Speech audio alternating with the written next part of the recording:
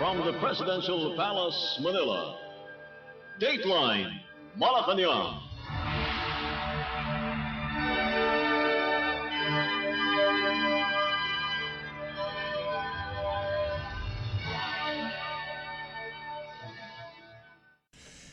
Good day.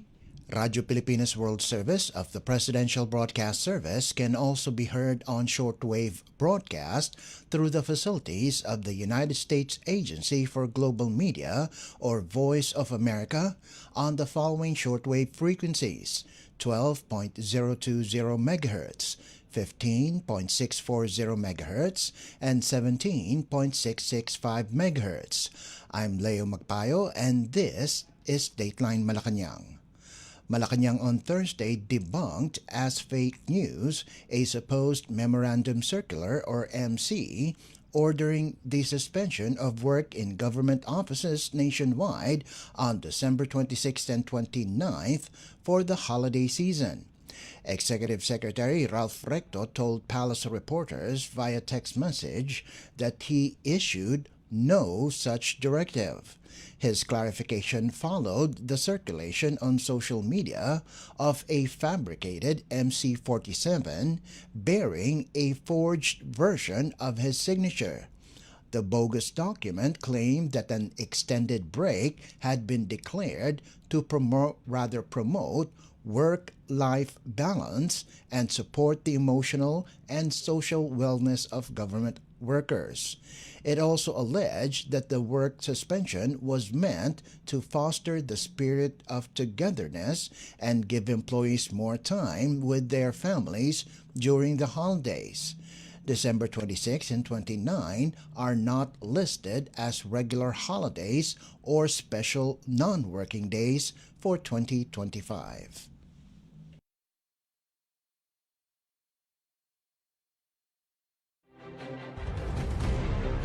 Dateline Malacañang. Philippine President Ferdinand R. Marcos Jr. on Thursday reaffirmed his administration's push to create a fair, transparent, and investor-friendly business environment as he led the Job Fair plus Skills e-Hub at the SM Mall of Asia in Pasay City. Speaking before job seekers and entrepreneurs, the president said strengthening the country's business climate is crucial to generating employment and attracting both local and foreign investments. The chief executive emphasized that strong collaboration between the government and the private sector has proven to be one of the strongest drivers of national development, particularly in job creation, skills training, and support for Filipino workers and enterprises. President Marcos highlighted that since 2023, the government's partnership with the Private Sector Advisory Council, or PSAC, under the Trabajo para sa Bayan, Jobs, or Job Opportunities Building Skills Initiative, has mounted more than 5,000 job fairs nationwide, reached 1.3 million job seekers, and enabled at least 200,000 applicants to secure on-the-spot employment. President Marcos Jr. added that the Mall of Asia Job Fair and Skills e-Hub was organized through the collaboration of SM, the Department of Labor and Employment, or DOLE, and the Department of Information and Communications Technology, or DICT, with DOLE simultaneously holding job fairs in 8 other locations across the country.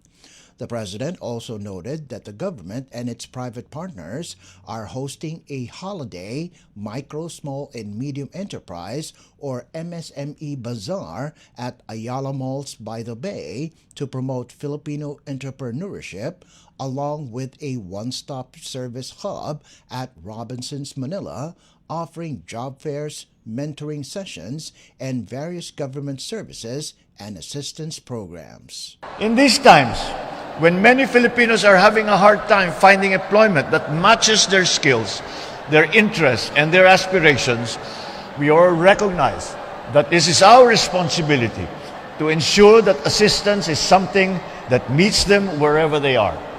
Kaya po nandito tayo ngayon upang gawing mas madali, abot kamay at makabuluhan ang pagkakataong maghanap ng trabaho, madagdagan ang kasanayan at magsimula ang kabuhayan. This hub brings together a large-scale job fair and digital upskilling.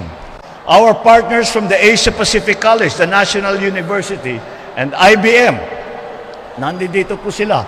They are here to showcase their digital upskilling stations and demonstrate AI training. Proof, once again, that the Filipino worker can and should not only adapt to the digital future, but to thrive in that digital future.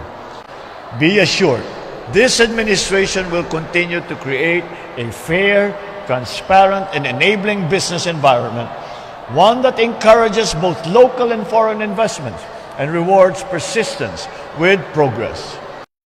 President Marcos also announced the release of financial aid to qualified beneficiaries under the DOLE's Tulong Panghanapbuhay sa Ating Disadvantaged, Displaced Workers or TUPAD program, providing immediate relief to affected workers. Alongside the TUPAD payout, DOLE distributed 19 sacks of rice to several bigasan enterprises as seed capital to support and expand their daily operations. The President added that DOLE likewise awarded financial assistance checks to 5 MSMEs under its Adjustment Measures program. President Marcos encouraged job seekers to maximize the opportunities offered at the event, noting that the job market is evolving rapidly and that continuous skills development is essential to staying competitive. The chief executive also urged entrepreneurs to highlight Filipino creativity and innovation and to use the occasion to build partnerships, explore new ideas, and envision bigger possibilities. The DOLE also released the payout of qualified tulong panghanapbuhay sa ating disadvantaged and displaced workers. At the same time, the department, DOLE, has also provided Bigasan Enterprises 19 sacks of rice, which will help to serve not only as seed capital, but as a meaningful boost to their daily operations.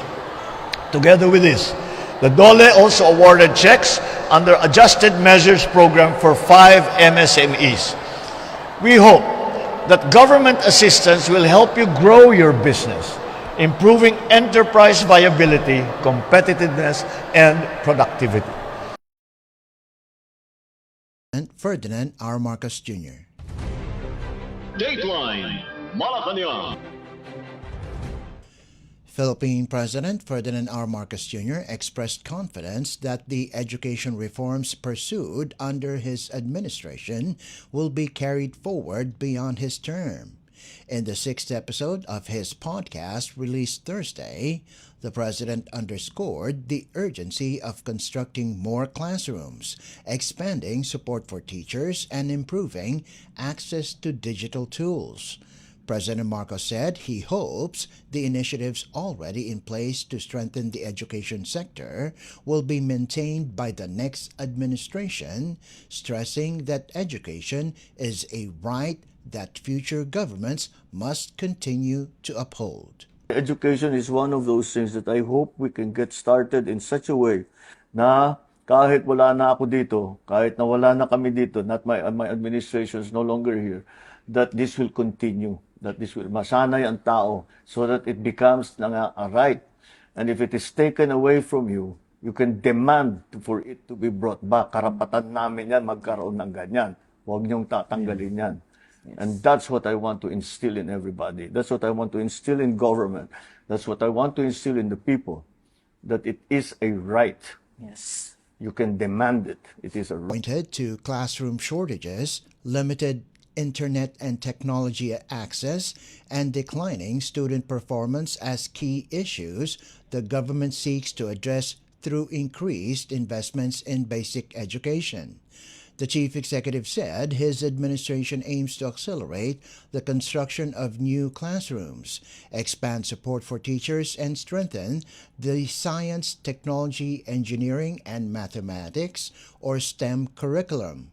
President Marcos Jr. also reaffirmed continued assistance for state universities and colleges, or SUCs, noting that the government has allocated 185 billion pesos for their maintenance and operations. Dismaya ako to see the results of the Philippines in the grading ng STEM, especially STEM subjects.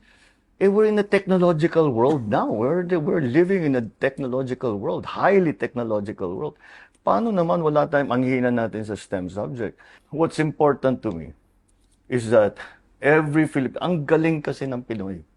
Nakikita na natin to eh. Ang galing ng Pinoy, ang sipag ng Pinoy, ang pumunta ka anywhere kung saan may Pinoy, mahal na mahal nila yung Pilipino nilang kaibigan, o co-worker, o yung nag-aalaga sa anak nila, o nag-aalaga sa lola nila, o yung engineer na nagtayo ng building.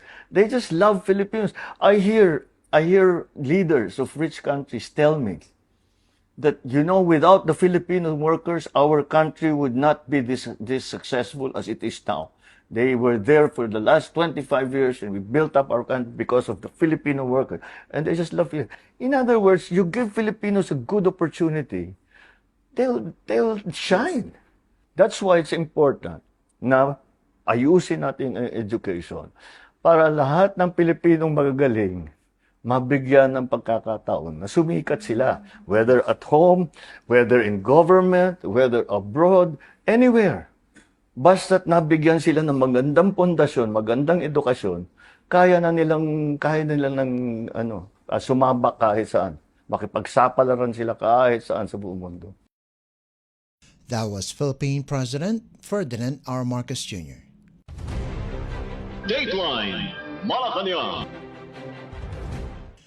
Philippine President Ferdinand R. Marcos Jr. said his personal wishes this Christmas are for a sound 2026 national budget and more time with his family. In the 6th episode of his podcast released Thursday, President Marcos expressed hope that Congress will deliver a good budget. Malacañang earlier announced the president will not certify the proposed spending plan as lawmakers are expected to pass it on schedule. Congress is set to submit the enrolled copy of the 2026 General Appropriations Bill to the President before Christmas.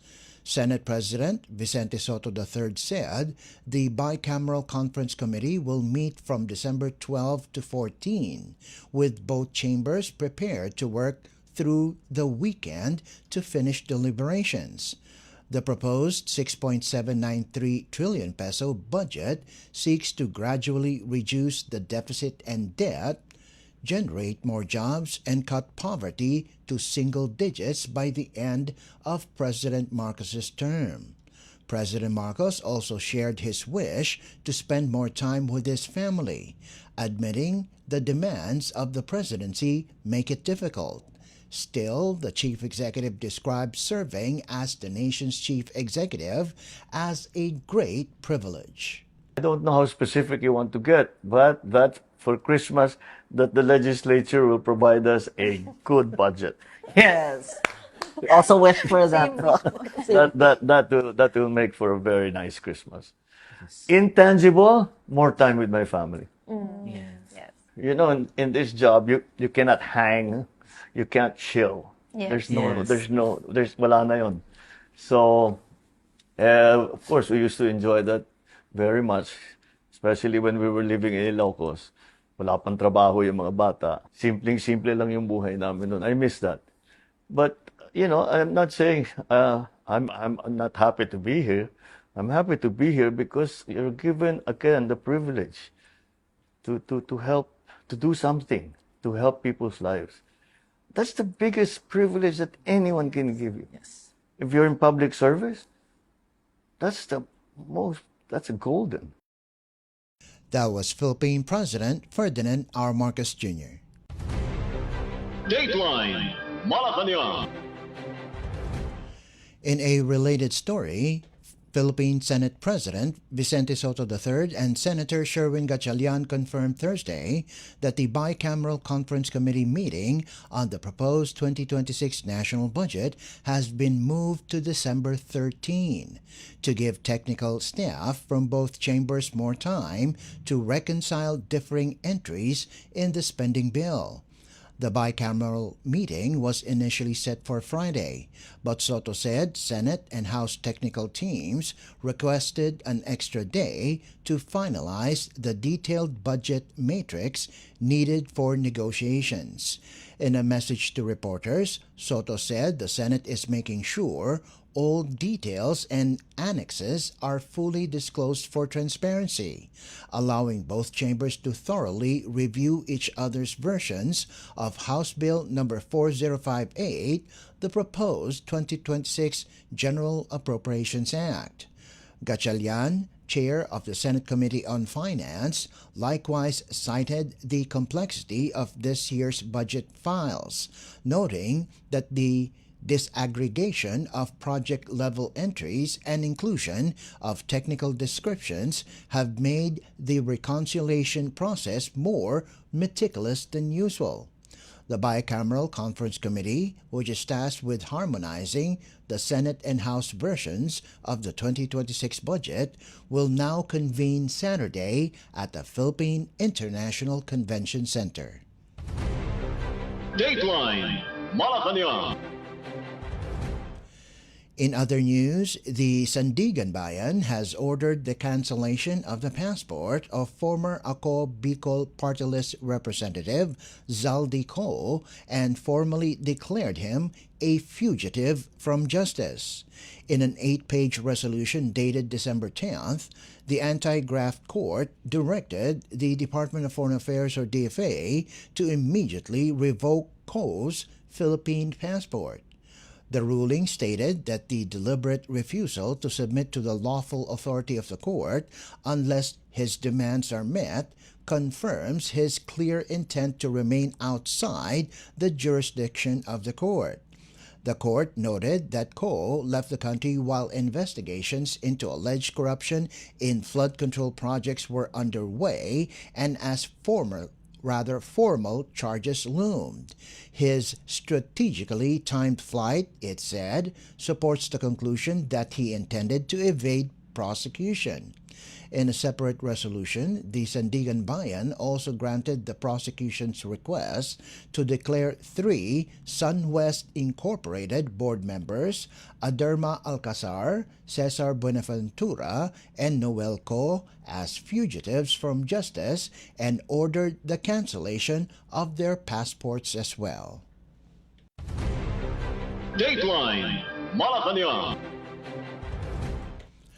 In other developments, the Department of Justice or DOJ said Thursday that additional charges may still be filed against individuals linked to the disappearance of several sabongeros, including businessman Charlie Atong Ang.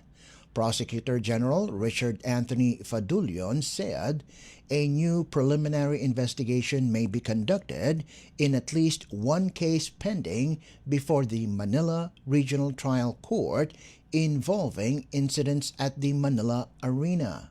Fadulion said Ang may still be included in the case, but a preliminary investigation must first determine whether there is evidence to charge him. He also clarified that the filing of criminal informations covering 26 counts of kidnapping with homicide and kidnapping with serious illegal detention will be completed next week. No bail will be recommended for those charged. Fadulion said the informations are being finalized for filing in multiple courts, including Batangas, Laguna, and Parañaque. His remarks clarified an earlier DOJ statement noting that 10 counts of kidnapping with homicide had already been filed Tuesday in the regional trial courts of Lipa City in Batangas and Santa Cruz and San Pablo in Laguna Province against Ang and 21 others allegedly involved in the disappearance of the missing sabongeros. Dateline Malacañang. The Philippine National Police, or PNP, reported a 12.86% drop in the nationwide crime rate in November, citing improved police visibility and stronger enforcement efforts. Latest PNP data showed index crimes fell to 2,615 last month from 3,001 in October, or 386 fewer cases. Index crimes include murder, homicide, rape, physical injury, theft, and the carnapping of motorcycles and motor vehicles. PNP Acting Chief Lieutenant General Jose Melencio Nartates Jr. said the decline reflects the impact of intensified intelligence work, heightened patrol presence, and stricter law enforcement. The steepest declines were recorded in rape, physical injury, and murder. Rape cases dropped by 194 from 550 to 356. Physical injury cases fell by 65 from 377 to 312, while murder decreased by 40 from 282 to 242. Theft, which consistently accounts for the highest number of incidents, also went down by 110 cases from 1,173 to 1,063. Motorcycle theft dipped slightly from 211 to 206 cases, while vehicle theft remained unchanged at 20 cases. Nartates said the sustained decline in crime volume indicates coordinated and calibrated police operations rather than isolated improvements. Cybercrime cases likewise dropped by nearly 18% from 379 in October to 311 in November. While the holiday season is underway, the PNP said it is prioritizing public safety to ensure Filipinos can move around with confidence and peace of mind. Dateline Malacañang. And finally, the Department of Agriculture, or DA, announced Thursday that President Ferdinand R. Marcos Jr.'s 20 peso per kilogram rice program is now available in all 82 provinces, following the full nationwide rollout of the Benteng Bigas Meron, or BBM Na initiative. The program's coverage was completed with its launch in Sultan Kudarat, extending access to geographically challenged areas with support from the Bangsamoro Autonomous Region in Muslim Mindanao, or BARM.